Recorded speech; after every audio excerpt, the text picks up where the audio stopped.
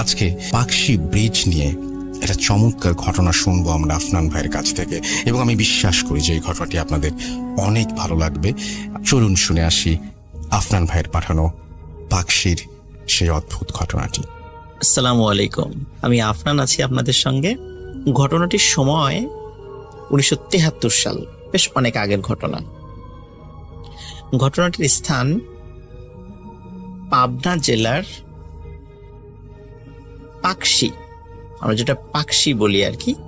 আপনার পাকশির নাম শুনেছেন, বিশেষ করে পাকশিটা কিন্তু হার্ডিঞ্জ ব্রিজের জন্য আমরা বিখ্যাত। পাকশিটা আমরা মানে হার্ডিঞ্জ ব্রিজের নামই আসলে চিনি, পাকশি ব্রিজ বা পাকশি হার্ডিঞ্জ ব্রিজ বলে আমরা সবাই চিনি। তো আমি এই পাকশির একটি ঘটনা বলবো। শ্রোতা বন্ধুরা, আপনারা যারা পাকশিতে গিয়েছেন, আমি একটু এনভায়রনমেন্টটা বলি। আপনারা যদি এখন যান, আপনারা কিন্তু যাওয়ার সময় দেখবেন যে পাকশির এক পাশে বিশাল নির্মাণযজ্ঞ হচ্ছে, খুব আলো, অনেক কিছু, কিন্তু আর একটা পাশ ঠিক ততটাই অন্ধকার। একটা পাশ যেমন আলো, আর একটা পাশ ঠিক ততটাই অন্ধকার। বিশেষ করে আপনারা যদি পাবনা থেকে ভেড়ামারার দিকে যান, আপনারা হাতের বাম পাশে আপনারা বিশাল দেখবেন যে সরকারি অবকাঠামো নির্মিত হচ্ছে, কিন্তু হাতের ডান পাশে দেখবেন একদম শুনশান, নীরবতা, অন্ধকার, তেমন কিছুই দেখা যায় না। ঠিক মনে হবে যে এক পাশে দিন আর এক পাশে রাত, এরকম মনে হবে। তো যেই পাশটাতে অন্ধকার মনে হয়, ওটা দিনের বেলাতেও আজ এখন পর্যন্ত সেই জায়গাতে লোকবসতি খুবই কম। পাকশি যে স্টেশনের পাশে যে বিশাল জায়গা রয়েছে, রেলের জায়গা, সেখানে কিন্তু অনেক হন্টেড স্টোরি রয়েছে। সেই আশেপাশে যে গ্রাম রয়েছে, সেই গ্রামগুলোতেও কিন্তু অনেক স্টোরি রয়েছে। আমি আজকে এমনই একটি স্টোরি আপনাদেরকে বলবো। তো সেই স্টোরিটা একটি কুয়া কেন্দ্রিক, একটা কূপ বা কুয়া। এই কুয়াকে কেন্দ্র করে আজকে আমাদের স্টোরি। যারা পাকশিতে আছে, পাকশির যদি কেউ আমার এই গল্পটা শুনে থাকেন বা পাকশির ওদিকে কেউ গিয়েছেন, তারা আমার ঘটনার সঙ্গে একটু মিলিয়ে নিতে পারবেন। ঘটনাটি আমি শুনেছি পাকশিতে ফুরফুরা শরীফের একটি মাদ্রাসা রয়েছে। ওই মাদ্রাসারই একজন শিক্ষার্থীর কাছে আমি এই গল্পটি শুনেছি। সেই শিক্ষার্থীর নাম হচ্ছে হাফেজ নাইম। এই হাফেজ নাইমের কাছ থেকে আমি এই ঘটনাটি শুনেছি। তা আশা করছি আপনাদের ঘটনাটি সবার ভালো লাগবে। ঘটনাটির সময়কাল আমি আগে বলেছি 1973 সাল। হার্ডিঞ্জ ব্রিজ থেকে কেউ যদি পাকশির মেইন বাজারের দিকে যেতে যায়, এখন পর্যন্ত হাতের দুপাশে বিশাল বড় বড় গাছ রয়েছে, শতবর্ষী এক একটা গাছ। এখনো সেদিক মানে আপনার দিনের বেলা যেতে গা ছমছম করে উঠবে। সেই পাকা, এখন তো পাকা রাস্তা হয়েছে, দুই পাশে গাছগুলো রয়েছে। তো আমরা যদি ওই দিকে যেতে থাকি, যাওয়ার সময় হাতের ঠিক বাম পাশে আমাদের বেশ একদম ফাঁকা জায়গা পড়বে। আর ওই ফাঁকা জায়গাটা আরেকটু পার হয়ে গেলেই মানে পদ্মা নদী। ওই জায়গাগুলোতে এখনো ওইভাবে জনবসতি নেই। তো ওই জায়গাতে একসময় বেশ একটু ঝোপঝাড় এরকম ছিল আর কি। ওই ঝোপঝাড়ের মধ্যে ব্রিটিশ পিরিয়ডের একটি কুয়া ছিল। বলা হয় যে হার্ডিঞ্জ ব্রিজ যখন তৈরি করা হয়, ওই তৈরি করার সময় খাওয়ার পানির প্রয়োজন ছিল, তখন ওই জায়গাটাতে একটা কুয়া খনন করা হয়েছিল। তো ওই কুয়াটা মানে ওরকমই পড়ে আছে, এরকম বলা হতো আর কি, ওই ঝোপঝাড়ের মধ্যে। অনেকে কিন্তু ওই ঝোপঝাড়ের ওদিকে দেখা যেত যে আপনার গরু ছাগল এগুলো বেঁধে রাখতো, এরকম কিন্তু হতো। তো এভাবেই যখন একটা সময় আস্তে আস্তে যখন ঝোপঝাড় কমে আসে, কুয়ার ওই জায়গাটা উন্মুক্ত হয়ে পড়ে। কুয়ার মধ্যে কিন্তু পানি ছিল, এবং কুয়া কেন্দ্রিক কিছু অদ্ভুত কথা প্রচলিত ছিল। যেমন ওই কুয়াটা কিন্তু খুব বেশি গভীর ছিল না, নিচে পানি দেখা যেত, কিন্তু ওই কুয়াতে যদি কেউ শব্দ করত কোনো প্রতিধ্বনি ফিরে আসতো না। আমরা দেখেছি, আমরা তো নর্মালি জানি সাধারণত 16.5 মিটার দূরত্ব যদি কম হয় তাহলে কিন্তু আমরা কোনো প্রতিধ্বনি পাই না, কিন্তু ওই কুয়াটি প্রায় 20 মিটারের মতো গভীর ছিল, মানে নিচের পানিটা দেখা যেত প্রায় 20 মিটারের মতো গভীর ছিল, কিন্তু ওখানে কোনো শব্দ করলে কোনো প্রতিধ্বনি ফেরত আসতো না। এটা অনেকেই চিন্তা করতো কি ব্যাপারে, এই কুয়াতে কথা বললে কথা ফেরত আসে না। আর একটা বিষয় হলো, ওই কুয়াতে অদ্ভুত কিছু শব্দ হতো। শব্দ বলতে কেমন, যে মনে হতো যে কুয়ার পানির মধ্যে বড় বড় মাছ রয়েছে, এরকম মাছের মতো শব্দ, মাছ যেভাবে পুকুরে শব্দ করে ওরকম শব্দ হতো। আর একটা বিষয় হতো, সেটা হচ্ছে যে কেউ যদি খুব মানে ভালো করে কুয়ার মধ্যে যদি কান পাতত, তখন ওর মধ্যে অসংখ্য মানুষের কথা বলার শব্দ শোনা যেত। এই টাইপের বিষয় ওখানে ছিল। অনেকের কাছে এই কথাগুলো মানে প্রচারিত হয়ে যায় যে ওখানে এরকম এরকম আছে, তো অনেকেই কুয়ার ওখানে দেখতে যায়। কেউ কান পাতলে কেউ শব্দ শোনে, কেউ শোনে না, কিন্তু ওই যে ভেতরে যে মাছ রয়েছে, ওরকম পানি নড়াচড়া করে উঠতো, বা মাছ যেভাবে একটু ঢেউ সৃষ্টি করে ওরকম ঢেউ সৃষ্টি হতো। তো এইরকম মোটামুটি সবাই দেখতো। এবং এটা ঠিক যে এই যে শব্দ করলে যে শব্দ ফেরত আসতো না, এটাও ঠিক, এটাও সবাই করতো। কিন্তু ওই যে কান পাতলে যে অনেক মানুষের কথাবার্তা বলার শব্দ, এই জিনিসগুলো সবাই সবসময় শুনতো না, কেউ শুনতো কেউ শুনতো না, বিষয়টা এমন ছিল। তো এর মধ্যে ঘটনাটি যেটা ঘটে আর কি,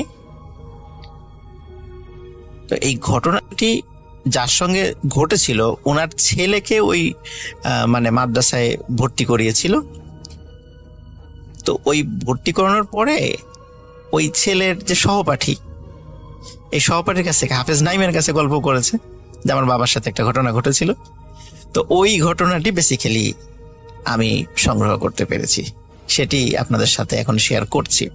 তো এই যে মুরব্বি, তো এই মুরব্বি যিনি ছিলেন ওনার নামটা কিন্তু আমি আসলে জানতে পারি নাই, বা আমি একবার হালকা শুনেছিলাম, আসলে আমার মনে নেই ওনার নামটা আসলে কি।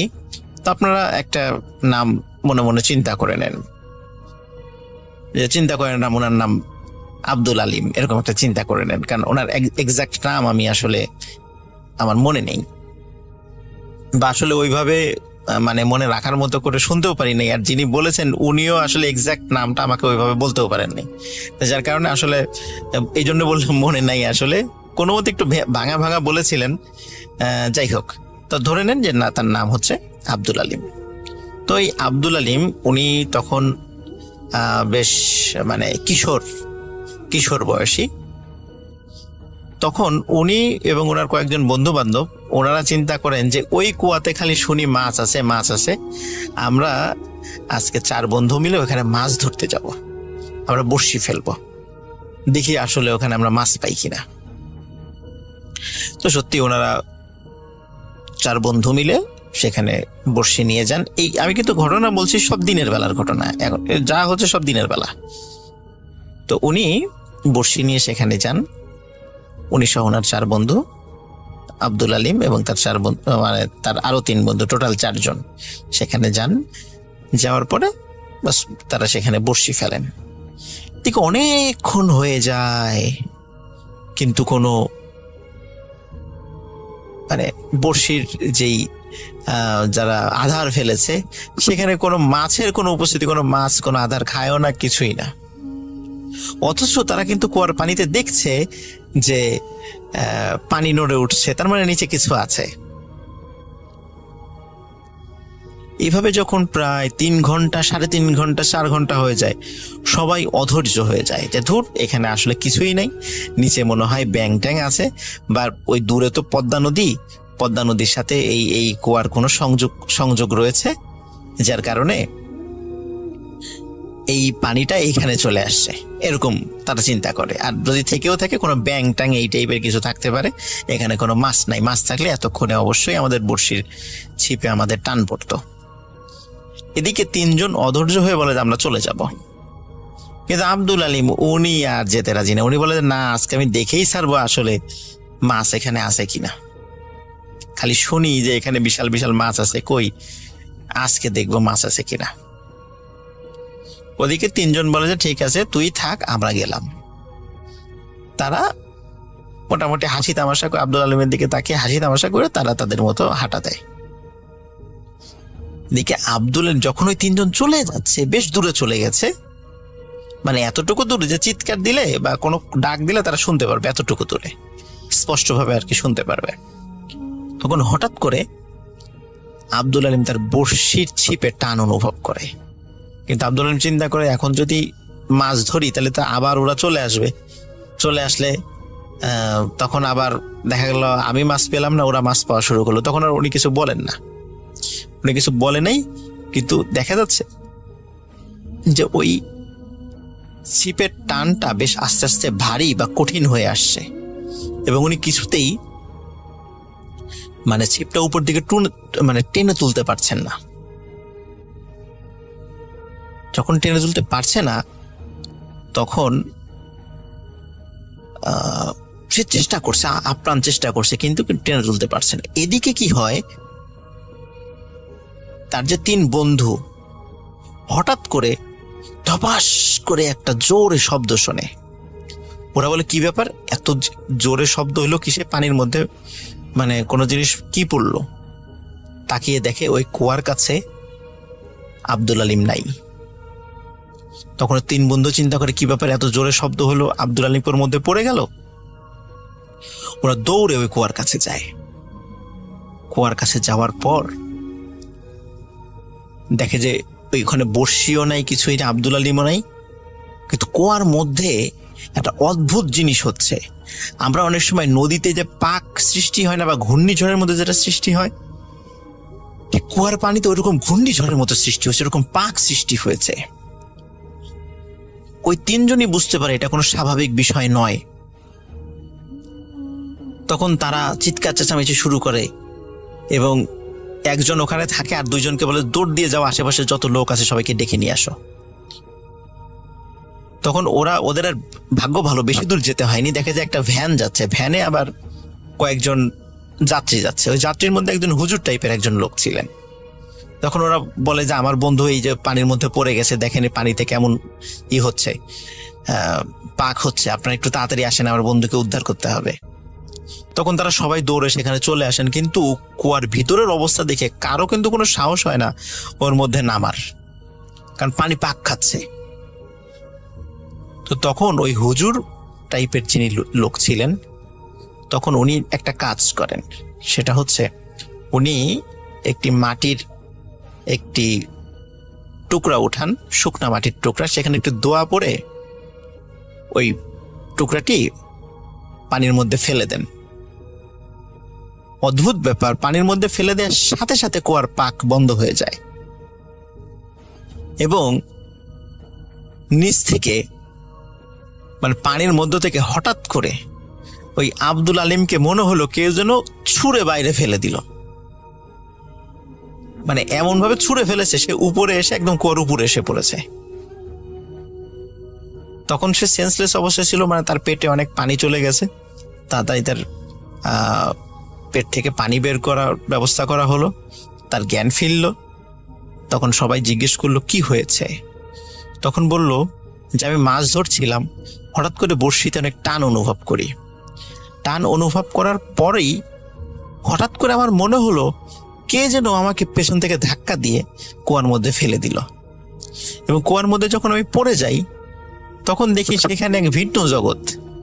সেখানে পানির মধ্যে দেখি অনেক মানুষ, সবারই মুখে দাড়ি, মাথায় পাগড়ি, এরকম অনেক মানুষ। এবং একজন আরেকজনকে বলা বলি করছে যে এ আমাদেরকে বিরক্ত করার জন্য কেন আসছে, বারবার বিরক্ত করছে, একে আর ছাড়া যাবে না। এরকম তারা বলা বলি করছে। কিন্তু হঠাৎ করে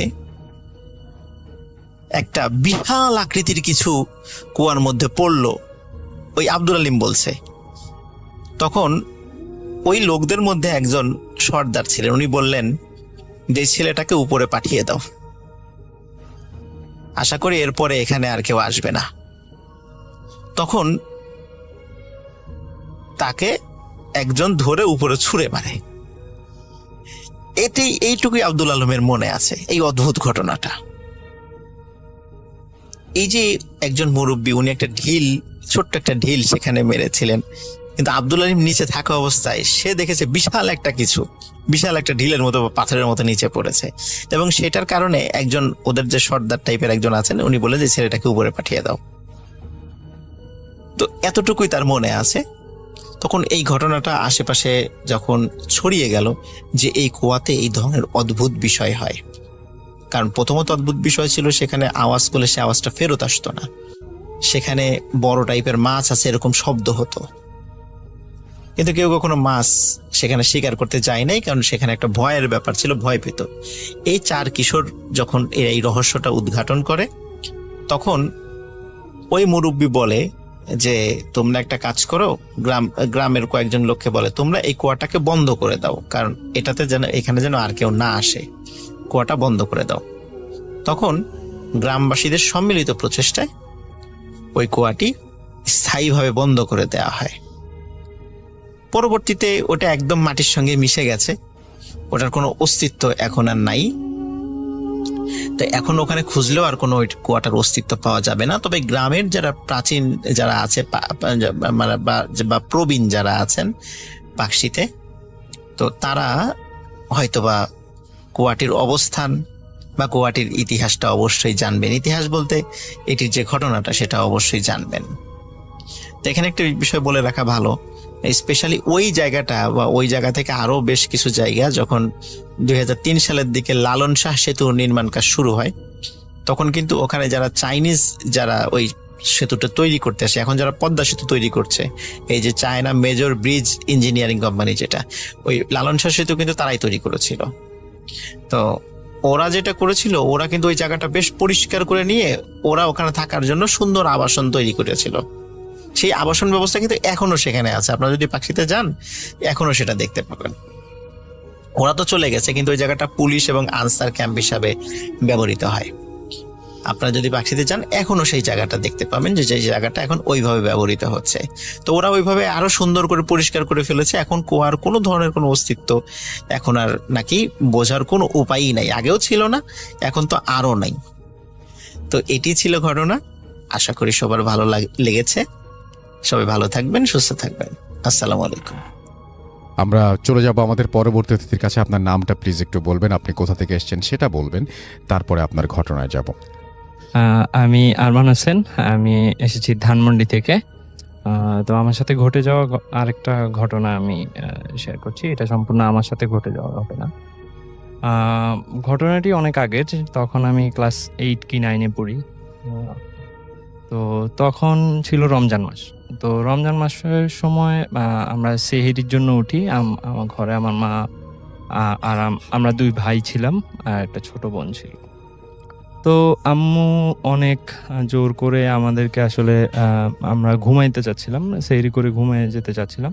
তো তখন আম্মু বলে যে যা তোরা নামাজ পড়ে আয়। তো নামাজ পড়তে যাওয়ার আমাদের অনেক দেরি হয়ে গেছে। তখন প্রায় জামাত শেষ হয়ে গেছে, সব মুসল্লিরা বাসায় ব্যাক করে ফেলেছে। তো মসজিদে কেউ ছিল না, বাট মসজিদের লাইটটা জ্বালানো ছিল। আমি একটু উল্লেখ করে রাখি যে মানে আমাদের বাড়ির সামনে যে মসজিদটা ছিল, মসজিদটার ইলেকট্রিসিটি অপারেট হতো একটা ঘর থেকে, যে ওই ঘর থেকে আপনি চাইলে মসজিদের সব ইলেকট্রিসিটি অফ করে দিতে পারবেন। তো আমি আসলে মসজিদে যাই আমার ছোট ভাইকে নিয়ে। তো ছোট ভাই অনেক ছোট ছিল, ক্লাস 2-তে আর 3-তে এরকম পড়ে। তো আমরা মসজিদে যাওয়ার পরে আমি অজু টজু করি। আমার ছোট ভাইও তখন অত কিছু বুঝে না, আমার সাথে অজু টজু করে নামাজ পড়তে আসে। তখন আমি 2 রাকাত পড়ার পরে সেকেন্ড 2 রাকাত পড়ার সময় হঠাৎ করে ওই ঘর থেকে মসজিদের সব ইলেকট্রিসিটি বন্ধ করে দেওয়া হয়। লাইক এখন তো কেউ নামাজ পড়বে না, এই জন্য মসজিদের লাইট জ্বালায় রাখাটা আসলে ঠিক হবে না, এই জন্য হয়তো বা বন্ধ করে দেওয়া হয়। তো আমি অন্ধকারের ভিতরেই নামাজটা শেষ করি। তখন হচ্ছে মানে সেহরির পরে সূর্য উঠতে একটু দেরি হতো, একটু সময় নিত। অন্ধকারটা ছিল এমন যে কিছু দূর দেখা যায়, বাট চেহারা স্পষ্ট বোঝা যায় না। কিছু দূর মানে 15-20 হাত পর্যন্ত দেখা যায়, কিন্তু কোনো কিছু বোঝা যায় না। তো আমাদের মসজিদ থেকে বের হয়ে ইটের রাস্তা ছিল। তো আমি যখন নামাজ পড়ে বের হলাম, ইটের রাস্তা দিয়ে নর্মালি কোনো কেউ যাতায়াত করলে বা কোনো রিক্সা যাতায়াত করলে আসলে একটা শব্দ হয়, ইটের রাস্তারও একটা শব্দ হয়, আবার রিক্সারও একটা শব্দ হয়। তো আমি মসজিদ থেকে বের হয়ে রাস্তায় আসার সাথে সাথেই আমার সামনে দিয়ে একটা রিক্সা পাস করলো। অনেক ঝনঝন আওয়াজ করে রিক্সা পাস করলো। আসলে এমনি নর্মালি রিক্সার আওয়াজটা কিন্তু নর্মাল ডেতে অনেক দূর পর্যন্ত শোনা যায়, ঠিক আছে। তো আমি রাস্তায় বের হয়েছি, রাস্তায় বের হওয়ার সাথে সাথে দেখলাম যে আমার রাস্তার অপোজিটে একটু দূরে আমাদের পারিবারিক কবরস্থান। তো কবরস্থানের ওইখানে কেউ একজন দাঁড়িয়ে কবরের দেয়ালের মধ্যে হাত রেখে কান্না করতেছে। তো আমি আসলে তখন আমার কোনো সেন্স কাজ করে না যে আমি কি করতেছি বা আমি কি করব, এরকম কোনো সেন্স কাজ করে না। আমার ছোট ভাই আমার পিছনে ছিল। তো আমি আস্তে আস্তে বাড়ির দিকে মুভ না করে আমি ওই যে কবরস্থানে দাঁড়িয়ে থাকা ওই লোকটার দিকে মুভ করছিলাম। তো আমার সন্দেহ হলো আমার বাড়িতে মুয়াজ্জিন, যিনি আমাদের মসজিদের মুয়াজ্জিন, উনি আমার জ্যাঠা। তো আমি সন্দেহ করছি যে হয়তোবা আমার জ্যাঠা হবে, উনি কবর জিয়ারত করে হয়তোবা দোয়া টোয়া করতেছে। অনেক সময় দেখা যায় যে দোয়ার সময় মানুষ কান্না টান্না করে এরকম। তো আমি আসলে দূর থেকেই প্রথমবারই একটু যাওয়ার পরেই আমি ডাক দিলাম যে জ্যাঠা নাকি, বাট ওই দিক থেকে কোনো আওয়াজ আসছে না, ওই দিক থেকে সম্পূর্ণ চুপ। আমি তখন আমার ছোট ভাই আমাকে পরে এটা শেয়ার করে যে ও আমার হাত ধরে টানছিল যে ভাইয়া বাড়ির দিকে আসো, এটা ঠিক হচ্ছে না। বাট আমি কোনো কিছু তোয়াক্কা না করে আমি ওই দিকেই যাচ্ছিলাম, আমার কনসেন্ট্রেট সব ওই লোকটার দিকেই যে কবরস্থানের পাশে দাঁড়িয়ে আছে। তো আমি এক কদম 2 কদম আস্তে আস্তে তার দিকে যাচ্ছিলাম এবং তাকে ডাকছিলাম যে জ্যাঠা আপনি কি কান্না করতেছেন অথবা কবর জিয়ারত করতেছেন। আমি ডাকতে প্রায় ওনার সাথে আমার সাথে ডিস্টেন্স হবে 3 কি 4 হাত। তো 3-4 হাত ডিস্টেন্সে আমি একটু রাগান্বিত স্বরে ডাকলাম যে জ্যাঠা নাকি, আপনি কথা বলতেছেন না কেন, ঠিক আছে। তো 3-4 হাত দূরত্ব থেকে ওই অবয়বটা আমার দিকে ফিরলো।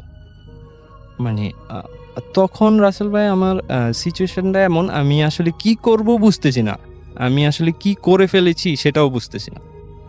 তো উনি যখন আমার দিকে মুখটা ঘোরালো, মুখটা দেখে আমি একেবারে অবাক। মুখটার এক্সপ্রেশন আমি কিভাবে দিব, মানে কারো মুখ যদি আগুনে জ্বলে যাওয়ার পরে যেই পোড়া মাংসগুলো নিচের দিকে ঝুলে থাকে, চেহারাটা অবিকল তেমন, মানে মনে হচ্ছে যে তার চেহারাটা যেন কেউ একজন ঝলসে দিয়েছে, ব্যাপারটা এরকম। তো আমি আসলে খুবই ভয় পেয়ে যাই। আমি পরে জাস্ট আমার মনে আছে যে আমি আরেকবার বলছিলাম যে আপনি জ্যাঠা না। তো এইটার পরে আসলে আমি আর নিজেকে ধরে রাখতে পারি নাই, আমি সেন্সলেস হয়ে পড়ে যাই। তো পরে 3 ঘন্টা পর আমার জ্ঞান আসে, আমার কাকা আর কি আমাকে সেখান থেকে নিয়ে আসে। পরে আমি জ্ঞান আসার পরে কাকাকে জিজ্ঞেস করলাম, কাকা বললো যে তুমি কবরস্থানের সামনে শুয়েছিলাম, সেন্সলেস অবস্থায় পড়েছিলাম, আমরা তোমাকে সেখান থেকে নিয়ে আসছি। এবং আমার ছোট ভাই বলে যে তুমি মসজিদ থেকে বের হওয়ার পরেই তোমার সেন্স ছিল না, তুমি আসলে আমি বাড়ির দিকে টানতেছিলাম তোমাকে, তুমি আমার দিকে আসতেছিল না, তুমি কবরস্থানের দিকে যাচ্ছিলা। এই ছিল আমার ঘটনা। ধন্যবাদ আপনাকে। আমরা চলে যাব আমাদের পরবর্তী অতিথির কাছে। আপনার নামটা প্লিজ একটু বলবেন, আপনি কোথা থেকে এসেছেন সেটা বলবেন, তারপরে আপনার ঘটনায় যাব। আমরা চলে যাব এখন একটা অডিও ক্লিপে এবং সেই অডিও ক্লিপটা শুনে আসবো, তারপরে আবারও ফিরে আসবো। সেই পর্যন্ত আমার সঙ্গেই থাকুন। আসসালামু আলাইকুম রাসেল ভাই, আমি আশিক মোহাম্মদ। আমার জীবনে ঘটে যাওয়া একটা ঘটনা আজকে শেয়ার করব। আমার বাসা রাজশাহীতে এবং নাগরীর মেহেরচণ্ডী পূর্বপাড়া এলাকায়। ঘটনার পর থেকে আমার জীবন প্রশ্নবিদ্ধ। আমি জানি না বেঁচে আছি না মরে আছি, আমি কি সুস্থ একজন মানুষ না অস্বাভাবিক নাকি একেবারে ভারসাম্যহীন, আমি নিজে জানি না আমি কেমন। ঘটনার বিস্তারিত বর্ণনা দিই। ভাইয়া ওদিন আজ থেকে 2 মাস আগের ঘটনা, এবং ওই দিন আমি ফোনে কথা বলতে বলতে ভাইয়া একটু মানে রেল লাইন যে আছে যে মেহেরচণ্ডীর মানে রাজশাহী ইউনিভার্সিটি যে লাইন থেকে নেমে যায় মেহেরচণ্ডীর পূর্বপাড়া যেতে, সেখানে মানে আগে অনেক গাছ ছিল, গাছগুলো কেটে ফেলা হয়েছে, তো একটু খোলা পরিবেশ ছিল, চাঁদের আলো, মানে পরিষ্কার আকাশ ছিল। তো বসে থেকে ফোনে কথা বলছিলাম। ট্রেন আসছে যে হরিয়ান থেকে আগত ট্রেন একটি আসছিল, এবং তো আমি হর্ন শুনে সাইড দেব এবং আরেকটু পর সাইড দেবো ভাবলাম। যখন উঠি মানে ট্রেনটা যখন আসে মানে একেবারে নাগাল থেকে, আমার থেকে প্রায় 50 মিটার দূর আছে, এমন আমি উঠিতে কিছু একটা আমার পা টেনে ধরে, লাইনের সাথে মনে হচ্ছে পাটা আমার সংযুক্ত। আমি একেবারে ভয় পেয়ে যাই ভাইয়া। ট্রেনটা যদিও বা আস্তে আস্তে আসছিল, তো আমি বুঝতে পারি আজকে আর আমার রক্ষা নাই। আমি সব শত্রু, বন্ধু, পরিবার, আপনজন, প্রিয় মানুষ সবার মুখগুলো একবার করে মনে করে নিই। আমার যে মা আছে তাকে মানে স্মরণ করি, ছোট ভাইটা, প্রিয় মানুষটা, সবাই একবার করে স্মরণ করি, এবং আমি মৃত্যুর জন্য রাসেল ভাই প্রস্তুত হয়ে যাই। মানে আজরাইল এখন আমার সামনে আসবে, আমার জানটা জাস্ট কবজ করে নেবে, আমি তৈরি হয়ে যাই। আমার বাঁচার কোনো উপায় ছিল না ভাইয়া। ফোনটা পকেট মানে হাতে ছিল, পকেটে রেখেছিলাম, পকেট থেকে বের করে সাইডে মানে ফেলে দিই, এবং আমি তৈরি হয়ে যাই সম্পূর্ণ। আল্লাহর নাম নিতে থাকি।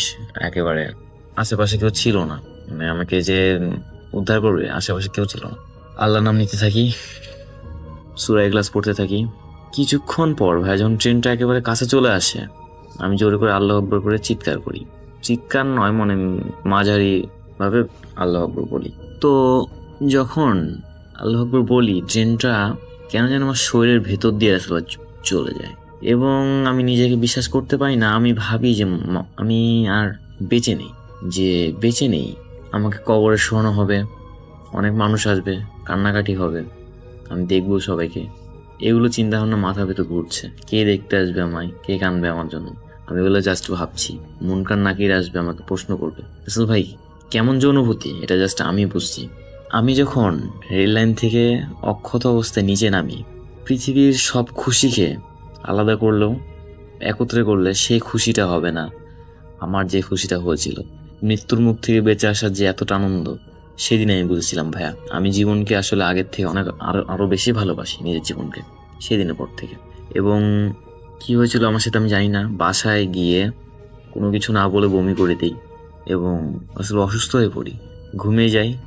ঘুমের ট্যাবলেট 4টা খেয়েছিলাম, ঘুমিয়ে যাই। সকালবেলা উঠে বাইরে বের হই, আর রাসেল ভাই একটা অদ্ভুত ঘটনা আমার সাথে ঘটতে থাকে।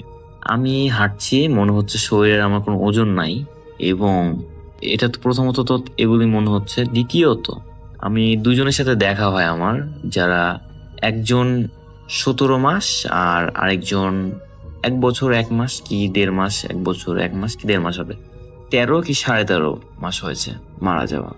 2জনকে আমি দেখি, আমি নিজের চোখে বিশ্বাস করতে পারি না, আমি একটু ভয় পেয়ে যাই রাসেল ভাই।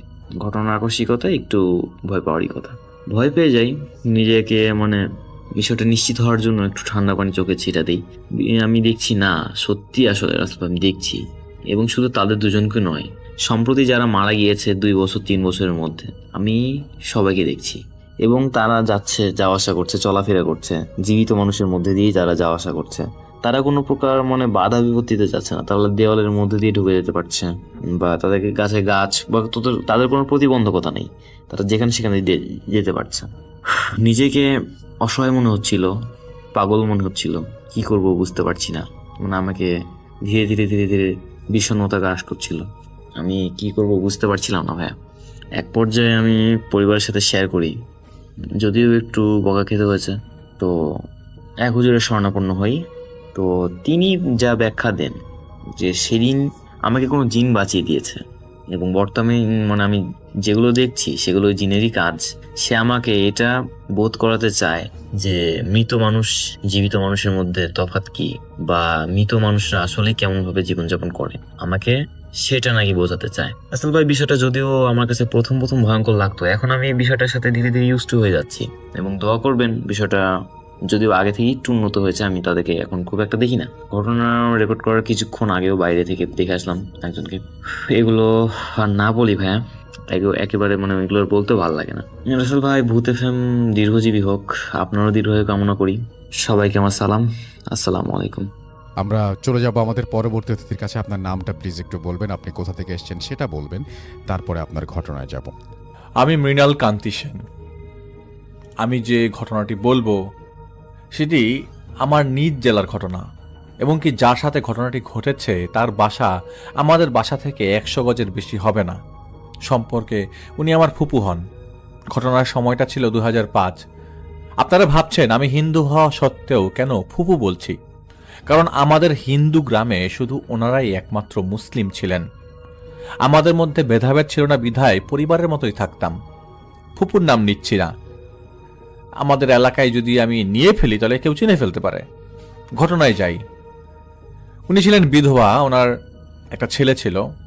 যখন ওনার ছেলের বয়স 5, তখন তার স্বামী তার এই ফুপুকে সহ বাবার বাড়ি থেকে পলায়ন করেন এবং আর কখনো সেই বাবার বাড়িতে ফেরেননি। তো বাবার কিছু ধানি জমি ছিল, বর্গা চাষ করে মা ছেলের ছোট্ট সংসার চালাতেন। তো বাড়ির বর্ণনা দিতে গেলে এরকম যে ছোট একটি পরিবারের বাবা মা, ফুপুর ছেলে ঘর এক ঘর, এবং বড় ভাইয়ের এক ঘর, ছোট ভাইয়ের এক ঘর এবং ফুপুর আলাদা ঘর। পূর্ব পশ্চিম দক্ষিণ দিকে ধানি জমি, অনেক দূর পর্যন্ত ফাঁকা, উত্তরে আমাদের হিন্দু গ্রাম। যে সময়ের ঘটনা, সময়টা ছিল আমন ধানের সিজনের শেষের দিকে।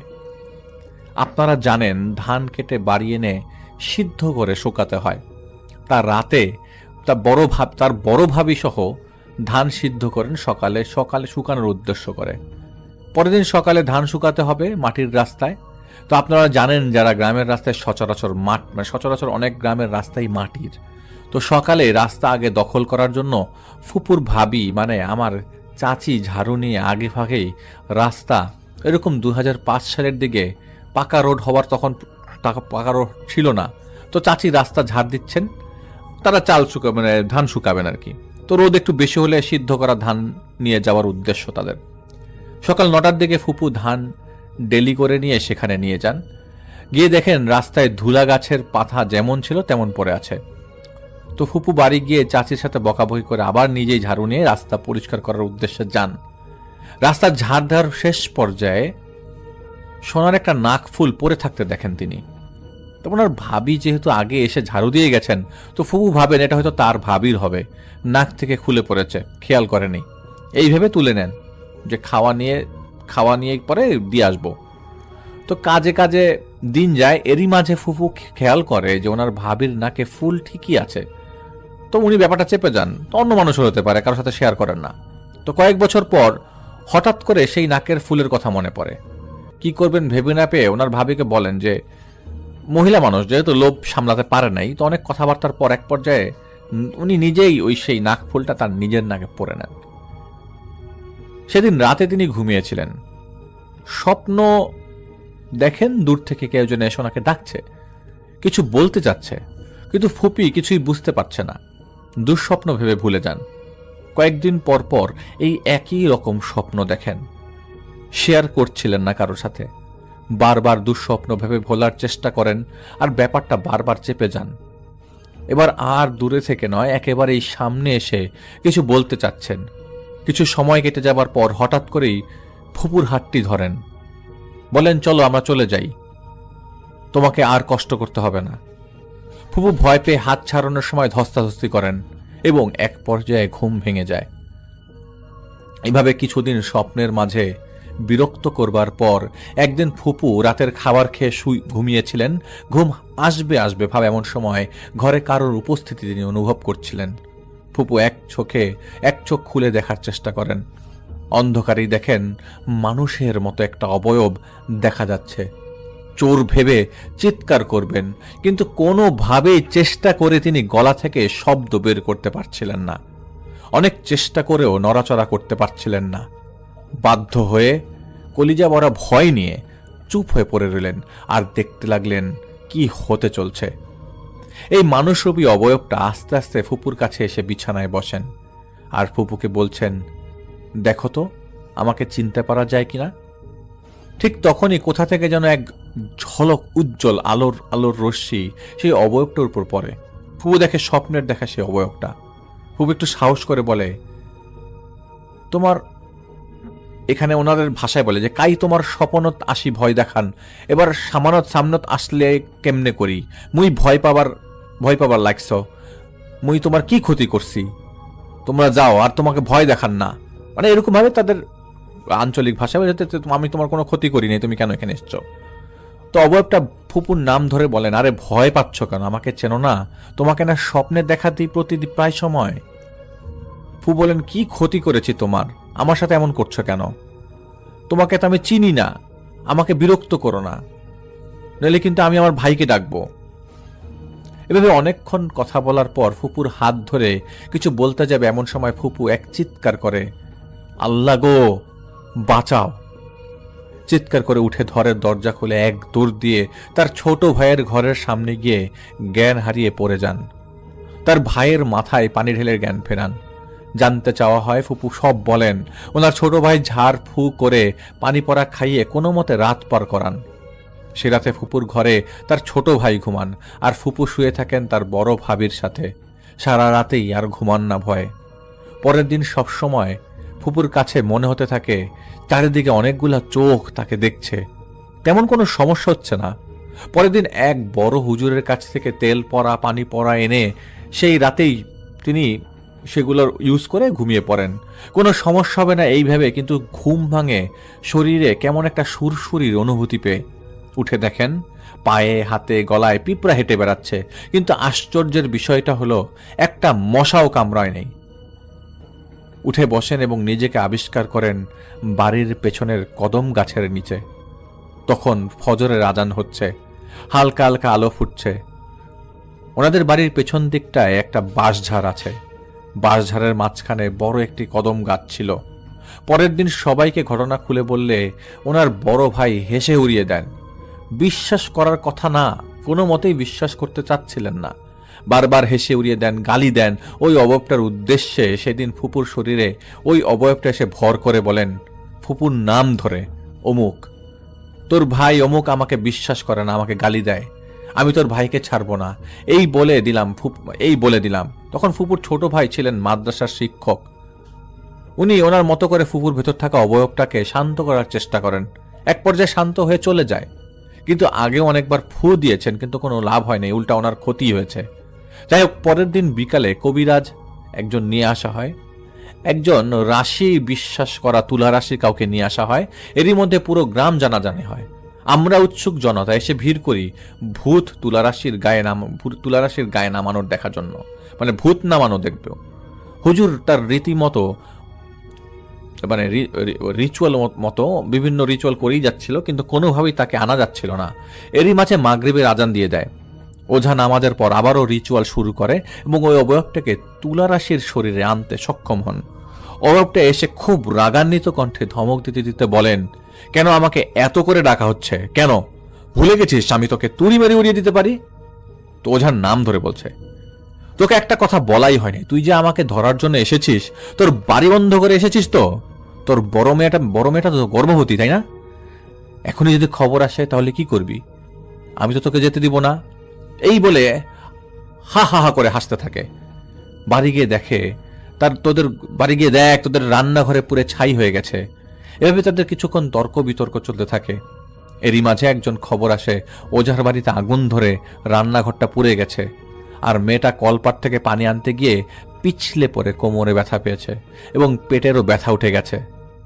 ওঝা ওই অবয়বটাকে ছেড়ে দিয়ে কোনো রকম ভাবে বুঝ দিয়ে বাড়ি চলে আসে।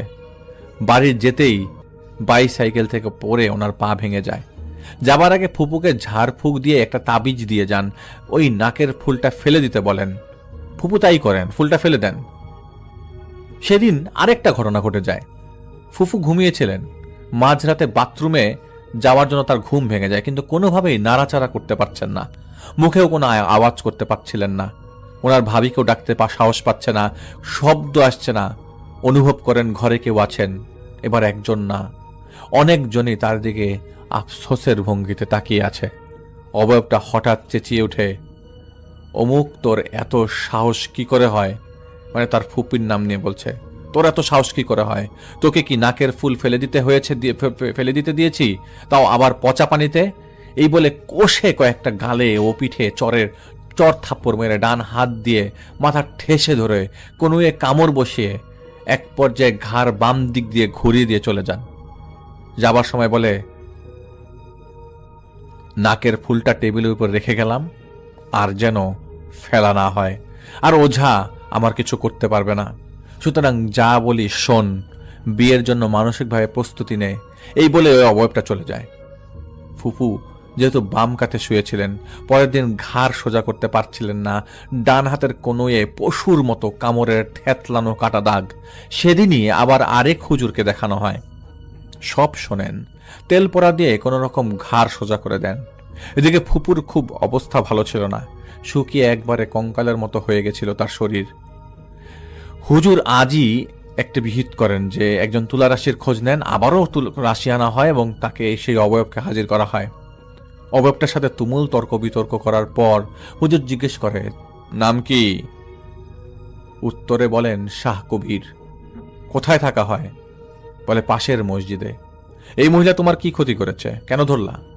উত্তরে বলেন, একজন শুক্রবার দুপুরে চুল ছেড়ে দিয়ে রাস্তায় গেছিল, আমার খুব ভালো লেগেছে।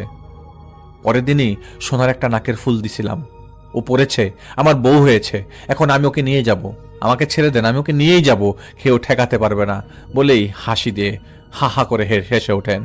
হুজুর বলেন, তুই তো ওকে নিতে পারবি না, তুই ছেড়ে যাবি কিনা সেটা বল। অবয়ব ছেড়ে যাবে না, অনেক করে বোঝানোর পরেও যাবে না। অবশেষে কাঁচা বাঁশের কঞ্চি আনা হয় এবং তুলা রাশির ছায়ায় মারতে আরম্ভ করা হয়। মার পড়ার সাথে সাথেই সে কি অসম্ভব চিৎকার! অনেক কাকুতি মিনতি করে ফুপুকে ছেড়ে যাবার কথা স্বীকার করেন। তখন হুজুর আর মারেন না এবং শর্ত দেন, এই বাড়ি থেকে মসজিদ যত দূর, চারিদিকে এই সীমানার ভেতর আসা যাবে না।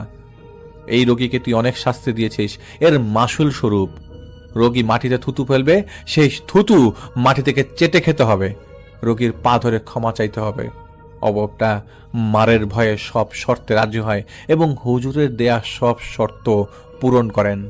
শেষে অবয়বটা একটা আবদার করে বসে, এক দরে কেনা 3টা গরু ভোগ স্বরূপ দিতে হবে, না হলে ছেড়ে তো যাবই না, উল্টো ফুপুর জীবন নিয়ে সংশয় পড়বে। হুজুর অনেক বুঝিয়ে বলেন, এরা গরিব, এত টাকা পাওয়া সম্ভব না। ঠিক আছে, তুই আবদার করেছিস যখন, তোকে 3টা মুরগি দেওয়া হবে, এটা নিয়ে খুশি থাক। অনেক কষাকষির পর একটা মুরগি আর 2টো ছাগলে রাজি হয়। অবয়বের কথা মতো এক দরে কেনা একটা কালো মোরগ এবং 2টো কালো ছাগল রাত 12টার পর 3 রাস্তার মোড়ে বেঁধে রাখা আসা হয়। পরের দিন ধানি জমির ফাঁকা মাঠে চামড়ার কিছু অংশ আর হাড় পরে থাকতে দেখা যায়। ওই হুজুর ফুপুকে কিছু উপদেশ দেন, কিছু আমল দেন, বাড়ি বন্ধ করে দেন। এরপর থেকে আর কোনো সমস্যা দেখা যায়নি। আশ্চর্যের বিষয় হচ্ছে, ঘটনা চলাকালীন ওই অবয়বটি মাঝরাতে আগুনের গোলাকার রূপ নিয়ে আসা যাওয়া করত। প্রতিদিন সকালবেলায় কারো না কারোর মুখে শুনতাম আমরা, কৌতূহল জগৎ আমিও দেখব। আমি কি করতাম, মাঝরাতে জেগে টিনের বেড়ায় ফুটো দিয়ে চোখ লাগিয়ে দেখতাম ওই কদম গাছের নিকে কিছু দেখা যায় কিনা, কিন্তু আজ পর্যন্ত আমার চোখে কিছু পড়েনি। বড় চাচারও কোনো ক্ষতি হয়নি। আমি নিজেই একজন অগোছল মানুষ, সাজিয়ে লিখতে না পারার জন্য আন্তরিকভাবে দুঃখিত। আমি মৃণাল কান্তি সেন, রংপুর থেকে বলছি। এই মুহূর্তে আমার সঙ্গে আছেন আপনাদের অত্যন্ত পছন্দের একজন মানুষ, যিনি হচ্ছেন আফনান ভাই। তাকে আমি বলেছিলাম এবং তিনি একটা ঘটনা পাঠিয়েও দিয়েছেন। তার সেই ঘটনাটি আমি এখন আপনাদের জন্য প্লে করছি। আশা করছি আপনাদের সবার ভালো লাগবে। চলুন শুনে আসি আফনান ভাইয়ের ঘটনাটি। প্রিয় লিসেনার্স, আসসালামু আলাইকুম। আমি আফনান, আশা করি সবাই ভালো আছেন, সুস্থ আছেন। এখন যার ঘটনাটি আমি শেয়ার করব, উনি কিন্তু এর আগেও আমাদেরকে বেশ কয়েকটি ঘটনা দিয়েছিলেন এবং সেগুলো আমরা প্রচারও করেছি। ওনার নাম মাহিদ হোসেন শাহাদাত। ওনার বাড়ি খুলনার হাফিজনগরের সোনাডাঙ্গা এলাকায়। চলুন ঘটনায় চলে যাই। এই ঘটনাটি মূলত উনি সংগ্রহ করেছিলেন ওনারই কাছের এক ছোট ভাই, যার নাম হলো পারভেজ, তার কাছ থেকে। আর পারভেজকে যিনি ঘটনা দিয়েছিলেন তার আপন বড় বোনের হাজব্যান্ডের সাথে ঘটনাটি ঘটেছিল। আর পারভেজকে যিনি ঘটনাটি দিয়েছিলেন তার নাম হলো গালিব, মানে গালিব ভাই দুলাভাইয়ের সাথে ঘটনাটি ঘটেছিল আর কি। এই গালিব ভাইয়ের দুলাভাইয়ের নামটা আমরা সঙ্গত কারণে বলছি না, যেহেতু বিষয়টা বেশ স্পর্শকাতর হতে পারে এই জন্য। তো গালিব ভাইয়ের দুলাভাইয়ের নিজ বাড়িটা ছিল ঢাকার সাভারে, আর ওনার ব্যবসা ছিল চিটাগাং শহরে। তো উনি চিটাগাং থেকে ব্যবসা বাণিজ্য করতেন, প্রতি মাসে 3-4 বার করে বাড়িতে আসা যাওয়া করতেন। ওনার নিজের একটা প্রাইভেট কার ছিল, উনি সবসময় নিজেই ড্রাইভ করে যাতায়াত করতেন। ঘটনাটি ঘটেছিল মূলত তার রাতের বেলা, যখন আসা যাওয়া করার প্রয়োজন হতো, সবসময় তো আসা যাওয়া করতেন ওই যাতায়াতের পথের একটি জায়গায়।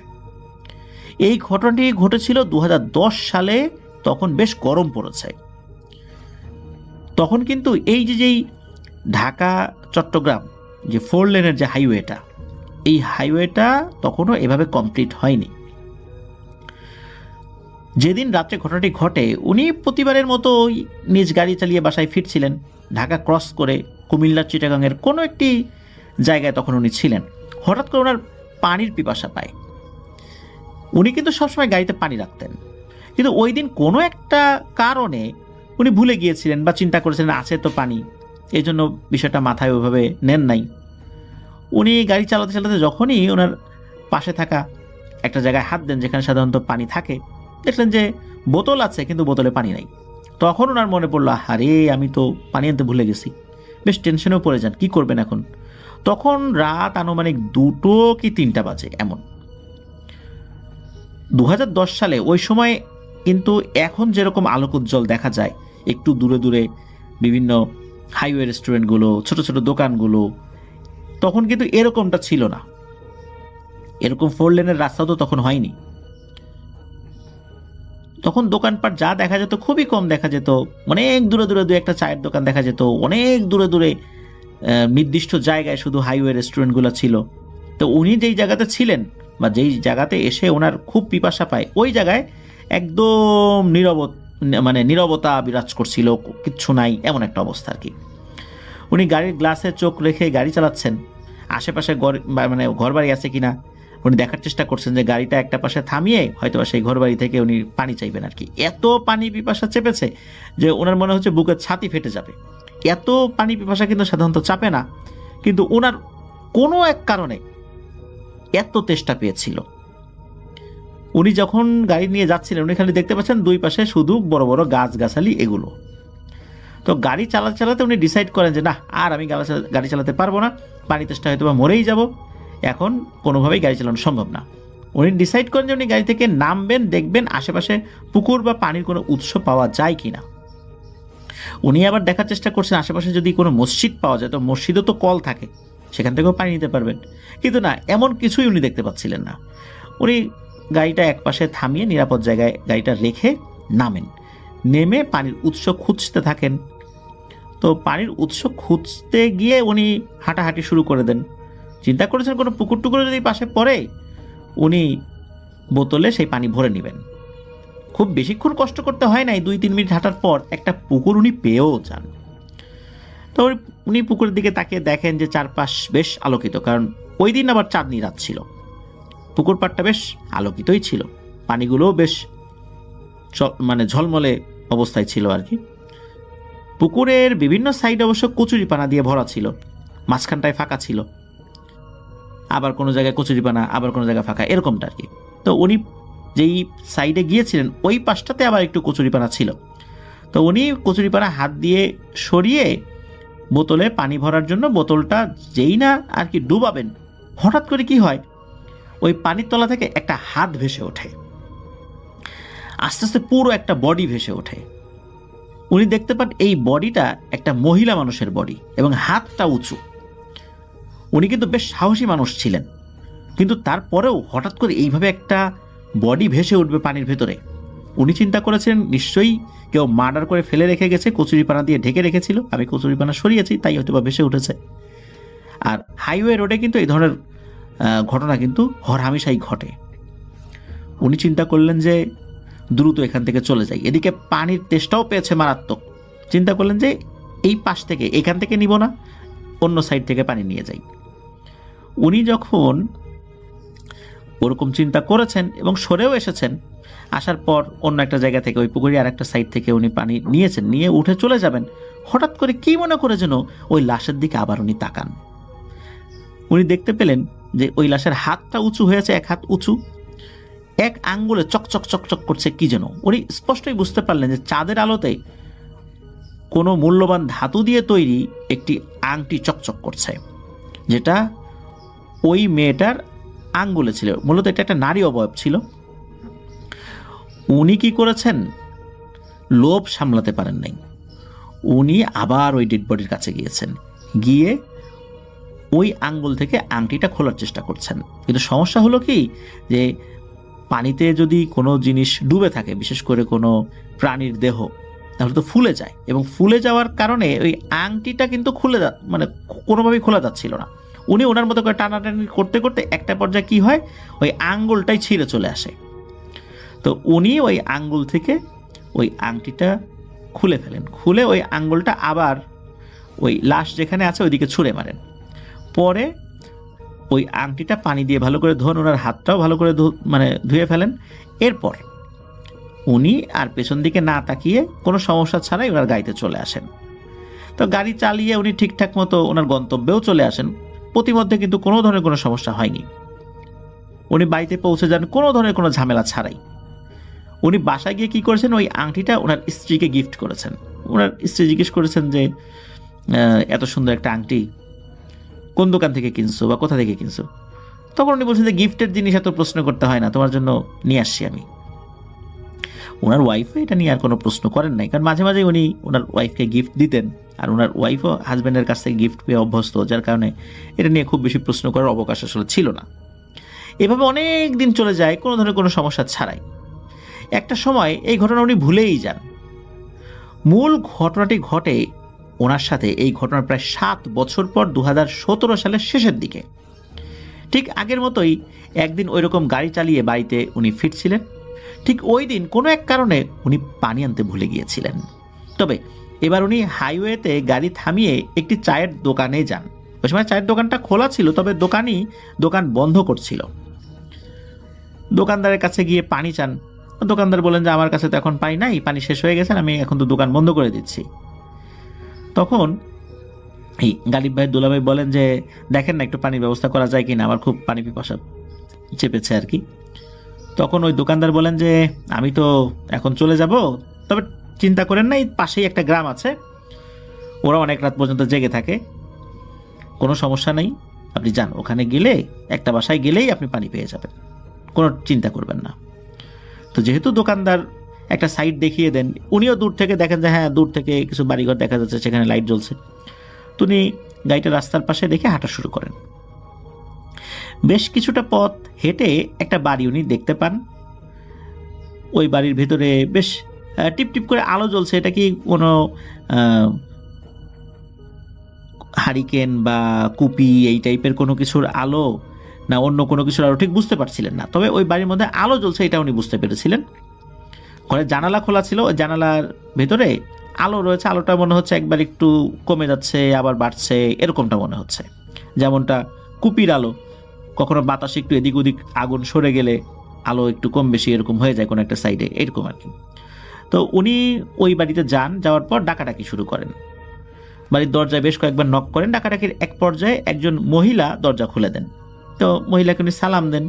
এরপরে এই গালিব ভাইয়ের দুলা ভাই বলেন যে আমাকে একটু পানি দিতে পারবেন, আমার খুব পানি পিপাসা চেপেছে, আর আমার এই বোতলটা একটু ভরে দিবেন প্লিজ। উনি একটা বোতলও নিয়ে এসেছিলেন। তো ওই মহিলা বলেন আপনি একটু দাঁড়ান, আমি পানি নিয়ে আসি। বেশ স্বাভাবিক কণ্ঠস্বর ওই মহিলার। তো অল্প কয়েক মিনিটের মধ্যেই ওই মহিলা একটা গ্লাসে করে পানি নিয়ে আসেন। উনি তৃপ্তি করে সে পানি খানও। যখন ওনার হাতের বোতলটা ওই মহিলার কাছে দেবেন যে এটা একটু আমাকে ভরে দিবেন, কারণ যেহেতু অনেকটা পথ এখনো যেতে হবে, আবার পানি তেষ্টা পেতে পারে, তখন ওই মহিলার দিকে উনি তাকিয়েছেন একটু ভালো করে। বিশেষ করে গ্লাসটা যখন মহিলার হাতে দিয়েছেন উনি খেয়াল করেন যে ওই মহিলার একটা আঙ্গুল মনে হয় নাই। এরপর ওই মহিলার মুখের দিকে উনি তাকান। তখন উনি দেখতে পান যে এই মহিলার মাথায় এখন ঘোমটা নাই, আর এই মহিলার চেহারাটা এখন বিকৃত হয়ে গেছে, ভয়ঙ্কর চেহারা হয়ে যাচ্ছে, মনে হচ্ছে মুখের চামড়াগুলো খুলে খুলে পড়ছে, পোড়া মুখ, এরকম একটা অবস্থা, চোখ দুটো ভয়ঙ্কর রকমের লাল। ওই মহিলা অবয়বটা ওনার দিকে তাকিয়ে উচ্চ স্বরে হাসতে থাকে। এটা দেখার পর উনি ওখানেই অজ্ঞান হয়ে পড়ে যান। ওনার যখন জ্ঞান ফেরে তখন সকাল 10টা কি 11টা। উনি দেখেন ওনার পাশে বসে আছেন ওই সেই দোকানদার, চায়ের দোকানদার, রাতের বেলা যার কাছে উনি পানি চেয়েছিলেন, এবং আরেকজন ব্যক্তি, উনি ওই এলাকারই লোক। ওনারা মূলত সকালবেলা এই গালিব ভাই দুলা ভাইকে উদ্ধার করেছিলেন ওই দিক দিয়ে আসার সময়। তখন ওনারা উদ্ধার করার পর জ্ঞান ফেরানোর চেষ্টা করেছিলেন, অনেকক্ষণ চেষ্টার পর জ্ঞান ফেরেও। আর যেই সাইডটাতে মূলত ওনাকে পাওয়া গিয়েছিল ওইখানে লোকজন আসলে খুব একটা যায় না, কারণ হলো ওখানে একটা ঘর তৈরি করা হচ্ছিল বলতে ছোট একটি ঘর তৈরি করা আছে, টিনের ঘর, আরেকটি ঘর তৈরি করা হবে, মানে ওই বাড়িটা পরিপূর্ণভাবে হয়নি, তো এই জন্য ওখানে কেউ থাকে না। আর ওই দিক দিয়ে লোকজন একটু কম যায়, যেহেতু ওই দিকে কেউ থাকে না আর কি। উনি ওই বাড়িতে গিয়েছিলেন, কি মনে করে ওই দিক দিয়ে ওই এলাকারই আর একজন লোক যাচ্ছিলেন, হঠাৎ করে একজনকে পড়ে থাকতে দেখেন, তিনি চিৎকার চেঁচামেচি করেন, অনেক লোকজন চলে আসে। তখন এই দোকানদারও আসে, দোকানদার এসে দেখেন আরে এই লোকটা তো রাত্রেবেলা আমার কাছে পানি চেয়েছিল। তখন তিনি উদ্ধার করে একটা জায়গায় আবার নিয়ে আসেন। ওনাকে যখন উদ্ধার করা হয় তখন আশেপাশে অনেক লোকই জমে গিয়েছিল। পরে দেখা গেল যে লোকজন আস্তে আস্তে চলে যাচ্ছে, তখন এই দুইজন লোক ছিল। আর ওনার জ্ঞানও ফেরত আসে এরকম 10টা 11টার দিকে। তখন ওনাকে যখন মানে এই বিষয়ে প্রশ্ন করা হয় যে আপনি ওখানে গিয়েছিলেন, কি দেখেছিলেন, উনি ওই আংটির বিষয়টা ছাড়া বাকি সব বিষয়টা খুলে বলেন, কারণ আংটির বিষয়টা বললে তো বিষয়টা অন্যরকম হয়ে যায়। তখন ওনারা বলেন যে এই বাড়ি তো আসলে নির্মাণাধীন বাড়ি, এটা তো শেষ হয় নাই, আপনি কি দেখেছিলেন, হয়তো বা ভূত টুত দেখেছিলেন আর কি। যাই হোক, এটা নিয়ে কোনো চিন্তার কারণ নাই। ওনার জ্ঞান ফেরার পর চাটা খান, আরও কিছু খাবার খাইয়ে দেন ওই দোকানদার। ওনার গাড়িটা সব ঠিকঠাক মতো ছিল, কোনো সমস্যা হয়নি। উনি এরপরে বাড়িতে চলে আসেন। বাড়িতে চলে আসার পর ওই দিন থেকেই ওনার কিন্তু প্রচণ্ড জ্বর, আর জ্বর ভালো হয় না, সপ্তাহখানিক চলে যায়, মাস চলে যায়। এরপরে আর একটা সমস্যা দেখা দেয়, সেটা হলো ওনার ওয়াইফ স্বপ্নে একটা ভয়ঙ্কর অবয়ব দেখেন, একটা কুৎসিত একটা নারী অবয়ব, ভয়ঙ্কর একটা অবয়ব। সেই অবয়বটা বলছে, তোর স্বামীকে বল আমার আংটি ফিরিয়ে দিতে। উনি ঘুম থেকে ওঠার পর ওনার স্বামীকে বলেন যে এই আমি এরকম একটা স্বপ্ন দেখলাম, একটা ভয়ঙ্কর অবয়ব বলছে যে আংটি ফিরাই দিতে। উনি বললেন যে আরে কিছু না, বিষয়টা আসলে এড়িয়ে গিয়েছিলেন আর কি। কিন্তু প্রতিদিন এরকম স্বপ্ন উনি দেখতে থাকেন, বিশেষ করে গালিব ভাইয়ের বোন আর কি স্বপ্ন দেখছেন। এরপর একটা পর্যায়ে এসে এই গালিব ভাই দুলা ভাই এই সব কথা ওনার স্ত্রীকে খুলে বলেন। ওনার স্ত্রী এটা শোনার পর খুব বকাঝকা করেন যে এরকম একটা কাজ করছো তুমি, একটা লাশের আঙ্গুল থেকে তুমি আংটি নিয়ে আসছো, এটা তো মোটেও ভালো কাজ হয় নাই, দ্রুত এটা ফেরত দাও। দিনের বেলাতেই, মানে ওই দিন দিনের বেলাতেই উনি গাড়ি চালিয়ে, যদিও ওনার শরীরে জ্বর ছিল, জ্বর তো ভালো হচ্ছে না, দিনের বেলাতে গাড়ি চালিয়ে যেই জায়গাটা উনি ফাইন্ড আউট করেছিলেন যে এই জায়গা হবে, এরকম বেশ খানিকক্ষণ খোঁজাখুঁজি করতে হয়েছিল, কারণ রাতের বেলা তো কোন পুকুর, তো যাই হোক উনি শনাক্ত করতে পেরেছিলেন কোন পুকুরটা, কারণ 7 বছরে তো অনেক কিছু চেঞ্জ হয়ে গেছে, কারণ 7 বছরে তখন কিন্তু এই যে 4 লেনের হাইওয়ে হয়ে গিয়েছে আর কি এখানে, তো হুট করে দেখলে তো অনেক কিছু চেনা যাবে না, আগের গাছপালাও তো রাস্তার পাশ থেকে কেটে ফেলা হয়েছে। যাক আল্লাহর রহমত উনি চিনতে পেরেছিলেন, সেই পুকুরটা শনাক্ত করতে পেরেছিলেন, সেখানে ওই আংটিটা উনি ফেলে দিয়ে আসেন। অদ্ভুত ব্যাপার, এরপর থেকে উনি আস্তে আস্তে সুস্থ হয়ে যান, পরিপূর্ণ সুস্থ, আর জ্বর ছিল না। আর ওনার স্ত্রীও আর কোনো স্বপ্ন দেখেন না, কোনো ধরনের কোনো কবিরাজি চিকিৎসা বা ঝাড়ফুঁক ছাড়াই আল্লাহর রহমতে ওনারা সুস্থ হয়ে গিয়েছিলেন। তবে একটা খটকা রয়েই যায় গালিব ভাই দুলা ভাইয়ের মনে, যে আসলেই কি উনি কোনো লাশের শরীর থেকে আংটি নিয়ে এসেছিলেন নাকি অন্য কোনো ব্যাপার ছিল। উনি পরবর্তীতে লোক লাগিয়ে ওই এলাকায় একটা তল্লাশি চালিয়েছিলেন যে আসলেই ওইখানে কোনো অপহরণের কোনো ঘটনা ঘটেছিল কিনা, কোনো লাশ উদ্ধার হয়েছিল কিনা, এই টাইপের কোনো ঘটনা ওই এলাকায় ঘটেছিল কিনা, কিন্তু না, খোঁজ নিয়ে জানা যায় ওই পুকুরে বা অত্র এলাকায় এই ধরনের কোনো ঘটনাই ঘটে নাই, কোনো লাশও পাওয়া যায় নাই। তাহলে বোঝা যায় যে ওটা মূলত কোনো লাশ ছিল না, ওটা সত্যিই কোনো প্যারানর্মাল বিষয় ছিল। আরও একটা ঘটনায় চলে যাব আমরা, এবং এই ঘটনাটা একটা অডিও ক্লিপ। চলুন শুনে আসি অডিও ক্লিপটি। আশা করছি এই অডিও ক্লিপটিও আপনাদেরকে অনেক অনেক আনন্দ দেবে। চলুন শুনে আসি। হ্যালো লিসেনার্স, আসসালামু আলাইকুম। আমি রিপন, লালমনিরহাট থেকে। আজকে যে ঘটনাটা আমি আপনাদের কাছে শেয়ার করব, সেই ঘটনাটা পাবনা জেলার পাকশিতে ঘটে যাওয়া একটি ঘটনা। ইতিমধ্যে আপনারা সবাই আফনান ভাইয়ের পাকশিত কেন্দ্রিক একটি ঘটনা শুনেছেন। এই আমার যে ঘটনাটা, সেই ঘটনাটা সেখানকার। আমি চেষ্টা করব যিনি আমাকে পাঠিয়েছেন, আমি তার মতো করে আপনাদের কাছে শেয়ার করার। পাবনার পাকশিতে পদ্মা নদীর উপরে দাঁড়িয়ে থাকা হার্ডিস ব্রিজ আর লালন শাহ সেতু নিয়ে লোকমুখে যে কত শত গল্প প্রচলিত আছে তার কোনো হিসাব নাই। বিশেষ করে ব্রিটিশ আমলে সেই বিশাল লোহার হার্ডিস ব্রিজটি যেন এক জীবন্ত ইতিহাস, যার প্রতিটি গার্ডার আর পিলারের ভাঁজে ভাঁজে লুকিয়ে আছে গা ছমছমে রহস্য। এই ঘটনাটি আজ থেকে প্রায় কয়েকশো বছর আগে, আজ থেকে প্রায় 2-1 বছর আগে, যখন শীতের প্রকোপ ছিল বর্তমান সময়ের মতো, অন্য সময়ের মতো, মানে এখানে বোঝাতে চাচ্ছেন যে যখন শীতের প্রকোপটা বেশি ছিল, ঢাকার এক শৌখিন আলোকচিত্রী, নাম তার হচ্ছে অয়ন, সে একাই বের হয়েছিল পাকশির সেই কুখ্যাত কুয়াশাচ্ছন্ন রাতের সৌন্দর্য ক্যামেরাবন্দি করতে।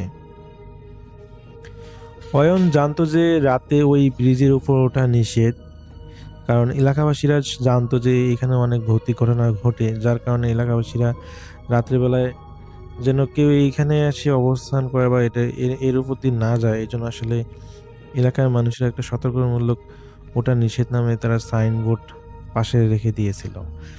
কিন্তু তার ভিতরে অ্যাডভেঞ্চারের নেশায় প্রবল ছিল অয়ন। সে যখন পাকশি রেলওয়ে স্টেশনের সেই পুরনো গেস্ট হাউসে পৌঁছালো, তখন রাত প্রায় 12টা। চারপাশে অনেক নিস্তব্ধ, কোনো আওয়াজ নেই, একদম নীরব। মাঝে মাঝে শুধু রেলওয়ে এয়ারক্রেটের কামরাগুলোতে নড়াচড়া আর কুকুরের কান্না শোনা যাচ্ছিল। অয়ন তার ক্যামেরা ব্যাগ গুছিয়ে নিয়ে চুপি চুপি রেল লাইন ধরে হার্ডিস ব্রিজের দিকে এগোতে থাকলো। কুয়াশা এতটা ঘন ছিল যে নিচের হাতটাও দেখা যাচ্ছিল না, আর বাতাসের শব্দ মনে হচ্ছিল ব্রিজের লোহার খাঁচাগুলো যেন কারোর সাথে ফিসফিস করে কথা বলছে। ব্রিজের ঠিক গোড়ায় পৌঁছানোর পর অয়ন অনুভব করলো বাতাসের তাপমাত্রা হুট করে অনেক নিচে নেমে গেছে, আর এত প্রবল ঠান্ডা লাগা শুরু হচ্ছে যে বলার বাইরে। সেই সাথে একটা উৎকট পোড়া তেলের গন্ধ নাকে আসতেছে। সে যখন ব্রিজের প্রথম স্প্যান বা ধাপের উপর পা রাখলো, তখন নিচ থেকে বয়ে যাওয়া পদ্মা নদীর পানির কোনো শব্দ শোনা যাচ্ছিল না, যেন পুরো নদীটা জমে গেছে বরফে, যার কারণে কোনো স্রোতের শব্দ শোনা যাচ্ছে না। অয়ন তার টর্চটা আলো ফেললো এবং সামনে এগোচ্ছিল, কিন্তু কয়েক পা সে যেতেই হঠাৎ করে সে থেমে গেল। সে শুনতে পেল তার পেছনে কেউ একজন খুব ভারী বুট পরে লোহার পাতের উপর দিয়ে হেঁটে আসতেছে, এমন একটা শব্দ সে পাচ্ছে। শব্দটা খুব ছন্দময়, যেন একদম তাল মেপে মেপে আসতেছে।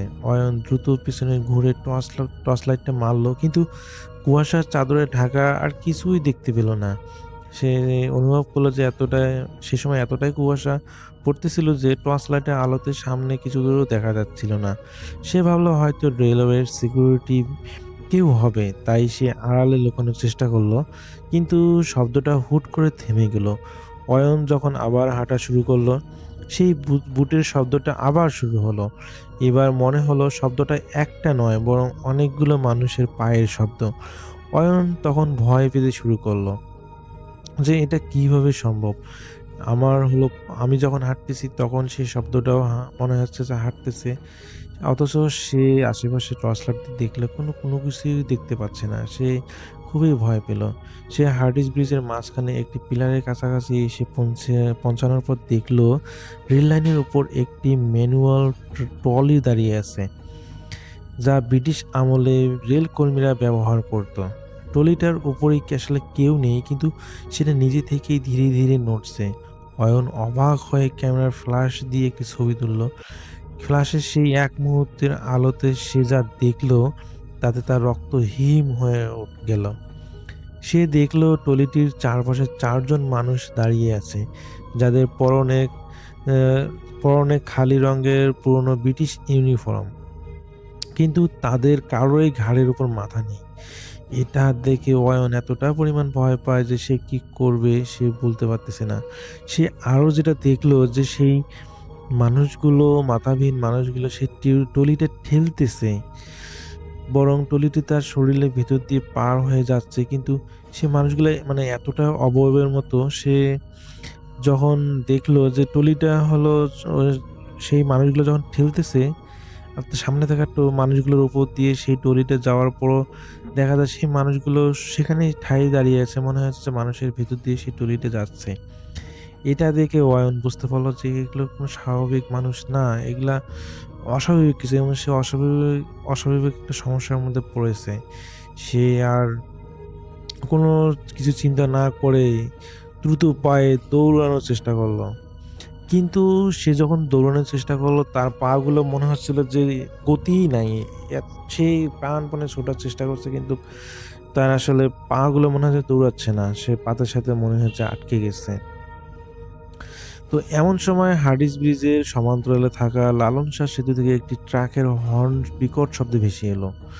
সেই শব্দ অয়নের ঘোর কিছুটা কাটলো, কিন্তু সে দেখলো হার্ডিস ব্রিজের লোহার খাঁচার ওপর থেকে অনেকগুলো মানুষের ছায়া ঝুলে আছে। এখানে অনেক মানুষই আগে থেকে বলতো যে ব্রিজের কাজ চলার সময় অনেক শ্রমিক নিচে পড়ে মারা গিয়েছিল। আবার অনেকে বলে ব্রিজের স্থায়িত্বের জন্য যখন নরবলি দেয়া হয়েছিল সেই অশরীরী আত্মাগুলো যেন এখন অয়নকে চারপাশ থেকে ঘিরে ধরেছে। অয়ন দেখলো তার সামনে কুয়াশার ভিতর থেকে একটা প্রচণ্ড অবয়ব বেরিয়ে আসতেছে। লোকটা দেখতে একদম ব্রিটিশ ইঞ্জিনিয়ারদের মতো, হাতে একটা পুরনো নীল নকশা বা ম্যাপ। লোকটা অয়নের কাছে চলে আসলো এবং তার মুখহীন অবয়ব থেকে এক দীর্ঘশ্বাস ছাড়ল, যা পচা মাংসের গন্ধ বের হচ্ছিল। লোকটা তার হাড়গুলিকে আঙ্গুল দিয়ে নিচে অন্ধকার পদ্মা নদীর দিকে ইশারা করলো এবং একটা ভাঙা গলায় বলল, তোর ক্যামেরাটা ফেলে দে, নইলে ওরা তোকে নিচে নিয়ে যাবে। অয়ন দেখলো ব্রিজের রেললাইনের নিচ দিয়ে পিলারের গা বেয়ে অনেকগুলো কালো ছায়া উপরে উঠে আসতেছে। এই সময় অয়ন কি করবে, সে জ্ঞান হারিয়ে ফেলবে না এটা প্রতিবাদ করবে, সে বুঝতে পারতেছিল না। অয়ন দেখলো তারা সবাই অয়নের পায়ের দিকে হাত বাড়াচ্ছে, মানে হাঙুর পেরে পেরে চলে আসতেছে। অয়ন পাগলের মতো দৌড়ানো শুরু করলো এটা দেখে। সে ব্রিজে লোহার পাতগুলোর হোঁচট খেয়ে পড়ছিল, কিন্তু সে থামেনি। সে বারবার পড়তেছিল, মনে হচ্ছিল যে তাকে পেছন থেকে বা তার পাগুলো অবশ হয়ে যাচ্ছে, সে দৌড়াতে পারছে না, এত স্লো গতি। তারপরও সে পড়ে যাচ্ছে, আবার সে উঠে আবার দৌড়াচ্ছে।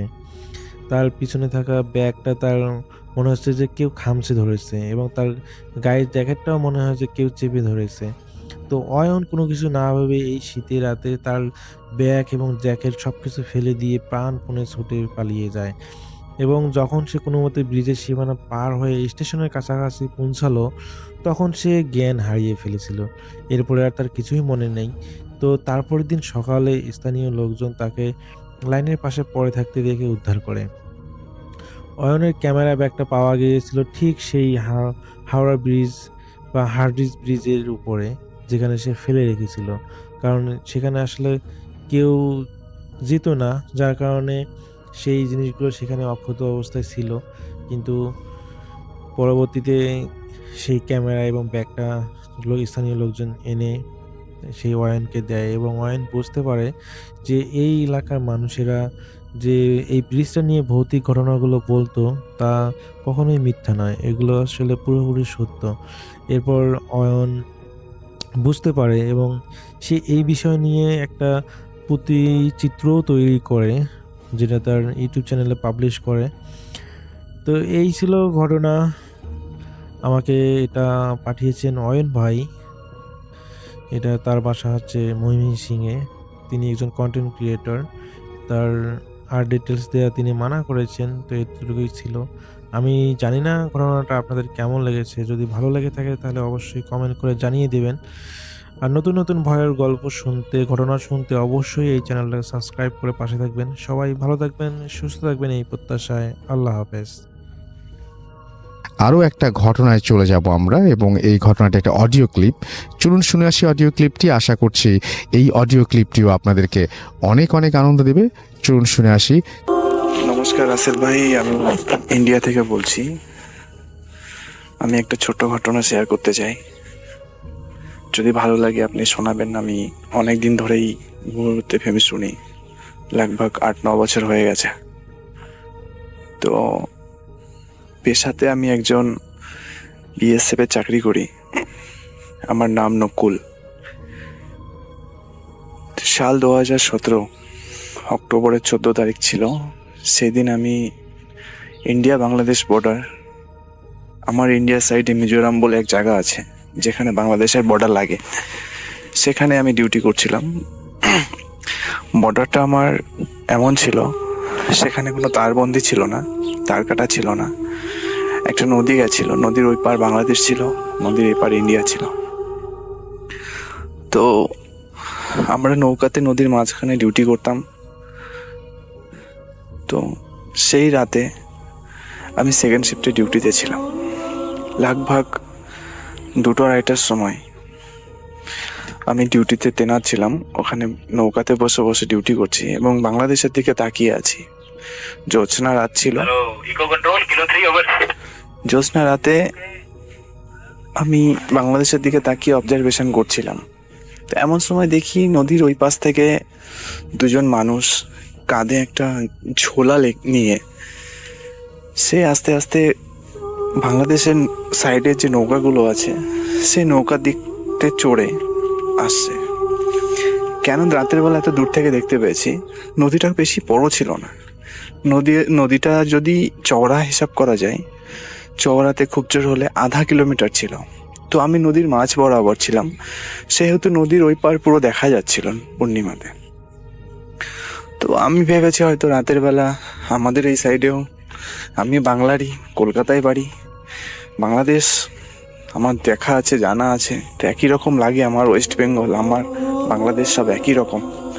তো আমাদের লাইফস্টাইল, আপনাদের লাইফস্টাইল সবই একই লাগে, একই কালচার আমাদের। তো আমি ভেবেছি হয়তো মাছ ধরার উদ্দেশ্যে তারা এদিকে আসছে, আমাদের দিকে আসছে। তো আমি সেই হিসাবে তাকে দেখেই গেছি, নাকি কিছু বলেছি। আর নর্মালি আমার তখনও ভয় লাগেনি। তো আমি এটাই ভেবেছি যে সকালের দিকে, ভোর দিকে যদি তারা মাছ ধরে, মাছ পায়, তো আমি তাদের কাছ থেকে কিছু মাছ কিনেও নিয়ে যাব, কিংবা আমি তাদের কাছ থেকে 1-2 মাছ চাইব। সেই হিসাবে আমি কিছু বলিনি। সেখান থেকে তারা আমার নৌকার পাশ থেকে মোটামুটি 15 মিটার দূর থেকে তারা নৌকাটা ওভারটেক করলো এবং আমি তাকে জিজ্ঞাসাও করলাম যে মাঝি ভাই, মাছ ধরতে যাচ্ছেন কি? তো তারা কোনো উত্তর দিল না।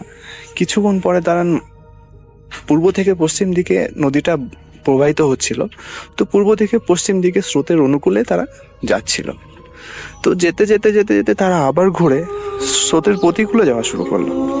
প্রতিকূলে যখনই যাওয়া শুরু করেছে তখনই আমার সন্দেহ হচ্ছে, নদী স্রোতের বিপরীত সাইডে যখন নৌকাটা চলে তো প্রচুর পরিমাণে নৌকাটার বাধা পড়ে, বৈঠাটা বেশি জোরে বইতে হয় এবং নৌকাটা স্লোলি চলে, আস্তে আস্তে ধীরে ধীরে চলে।